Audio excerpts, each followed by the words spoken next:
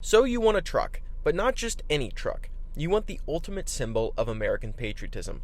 That means you have three mainstream brands to choose from: Ford, Ram, and Chevy. Ford offers the Ford Raptor, the original Baja truck offered by the American auto industry. Ram offers you the TRX, the new kid on the block that has made a name for itself by pushing large amounts of power and looking more aggressive than a pissed-off lion. So what does Chevy offer? Well, nothing. Sadly, Chevy isn't really part of this newfound rivalry. I can include the Trail box, but frankly, I think more people care about the Raptor versus the TRX when it comes to American pickup trucks. I'm going to start by going over the Ford Raptor. I've made two videos that go over the history of the Raptor, but I guess it wouldn't hurt to go over it again. First generation Raptor came out in 2010 and ran till 2014. This was the first and last time the Raptor would receive the SVT badge, which meant Special Vehicle Team. It had two engine options when it first came out. Those were the 5.4-liter V8 making 310 horsepower and 390 pound-feet of torque. This engine was dropped in 2011. The second engine was the Big Kahuna. It was a 6.2-liter V8 that made 411 horsepower and 434 pound-feet of torque.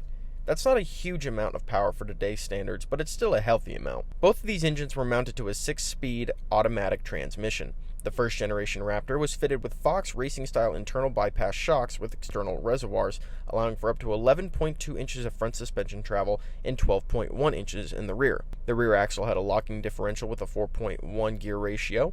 In 2012, the open front axle was replaced by a Torsen helical gears limited slip differential. Though these trucks have gone through a good amount of transformations for 2010, this wasn't a bad setup. If you're looking for a first generation Raptor, you can still expect to pay over $30,000 for one of these at decent mileage. The Raptor took a break for the 2015 and 2016 model years. 2017 brought the Raptor back for its second generation. So what stayed the same? The second generation Raptor retained the Fox Racing internal bypass shocks, though they were larger by half an inch. Front travel increased to 13 inches and the rear travel increased to 13.9 inches.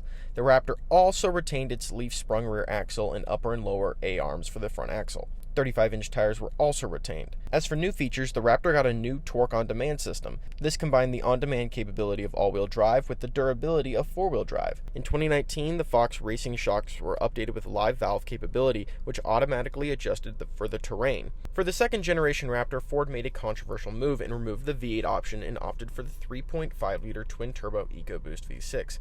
But hey, it's a quote-unquote detuned version of the Ford GT engine. This engine made 450 horsepower and 510 pound-feet of torque. The second generation Raptor also debuted the 10-speed 10R80 automatic transmission, which is widely used in the Ford lineup today. When you factor in the current car market, some second generation Raptors are going for sticker price, even when they have a good amount of miles on them. So up to the present, the third generation Raptor is now here. Actually, no, it will be here. When? Who knows? But the F-150 got a full redesign for the exterior and interior. The Raptor received the same treatment. For normal Raptors, Ford kept the 3.5-liter EcoBoost V6, which makes the same power as last generation, which may seem confusing to a lot of you, but I don't think current Raptor owners are complaining. But wait, there may be a silver lining. Ford confirmed a V8-powered version of the Raptor called the Raptor R. This Raptor will most likely use a slightly detuned version of the 5.2-liter supercharged V8. This is the same engine that's in the Shelby GT500, and it is called the Predator. Did anyone else just get chills? I can't tell you exactly how much power the R will make, but the GT500 makes 760 horsepower and 650 pound-feet of torque.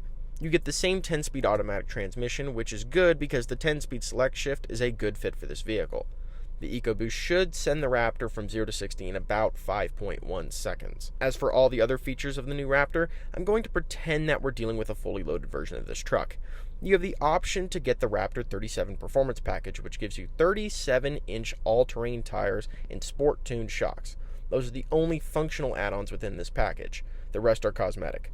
The next package is the Torsen package, which is included in the 801A equipment level. This gives you a 4.1 front axle with a Torsen differential and rigid fog lamps. As for other functional features, the new Raptor has independent front suspension, 5-link rear suspension, live valve Fox shocks, an electronic locking rear differential, and trail control. The Fox shocks offer position-sensitive damping adjustability designed to better resist heat buildup and to react faster to terrain changes for greater confidence over extended desert running. They're filled with low-friction shock fluid that's designed to decrease frictional losses inside the damper for improved on- and off-road comfort. The electronically controlled base valves have an upgraded design able to take upward of 1,000 pounds of damping per corner at desert speeds. The Raptor has 14 inches of travel up front and 15 inches of travel in the rear. Just in case you're worried about towing, the Raptor can tow up to 8,200 pounds and has a payload capacity of 1,400 pounds, and it has an active exhaust system. I'm excited yet terrified to hear what that sounds like.